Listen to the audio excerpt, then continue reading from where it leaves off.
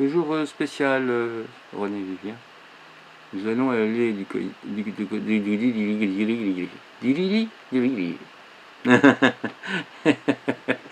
bon, alors je reste de loin parce que bon, pas la peine que je sois proche du micro. Donc je reste de loin, tant pis. Je vais aller du côté donc de René Vivien qui s'amuse à traduire Dante, le rêve de Dante, canto nono du Purgatorio, c'est-à-dire du purgatoire, feuillet numéro 5. Un grand calme régnait sur le front du poète. La langueur du sommeil faisait pencher sa tête.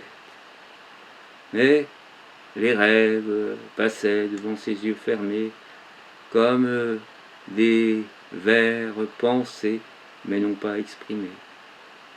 À l'heure du matin où l'hirondelle errante chante ses tristes laits dans l'aube blanchissante, peut-être, en souvenir d'une ancienne douleur, à l'heure où le repos descend sur notre cœur, à l'heure où notre esprit plus libre se dégage des soucis de la terre, où tout nous décourage, et dans ses visions devient presque divin, Dante, le poète, eut un songe surhumain.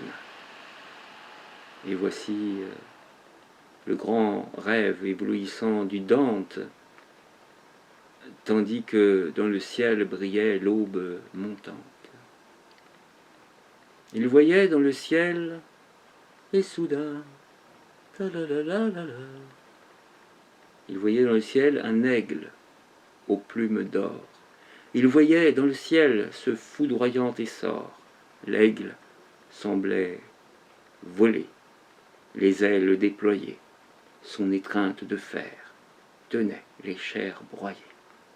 Et l'aigle tournoyait dans la hauteur des cieux, mais soudain s'abattit sur le rêveur soucieux. Rapide et foudroyant,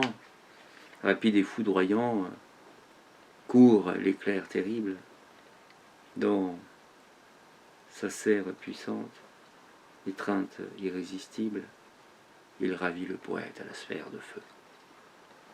Le poète emporté dans cet abîme bleu, saisi par l'aigle d'or monstrueux du génie, voyait se dévoiler une espace infini. Il vit se rapprocher le grand soleil brûlant, et ses yeux aveuglés se remplirent de sang. Haletant, il sentit le contact de la flamme et la suprême horreur envahissant son âme. L'aigle se consumait. Ils se mouraient tous deux, brûlés et foudroyés par la flamme des dieux. Le rêveur s'éveille, saisi par l'épouvante. Oh, comme il disait vrai, ce rêve que fit Dante. Le malheureux connut le grand essor fatal de l'aigle qui se brûle au feu de l'idéal. Il connut le délire et l'horreur infinie sous ton étreinte fauve, aigle d'or du génie. C'était donc un petit hommage comme on le sait, de Pauline Tarn, un hommage à son grand poète favori Dante, D-A-N-T-E, et avec une petite note que j'ai cru bon d'ajouter, puisque je croyais que Pauline avait fait une erreur en disant, je cite, « voyait se dévoiler une espace infini ». J'ai failli corriger, on aurait fait une erreur, c'est un espace infini.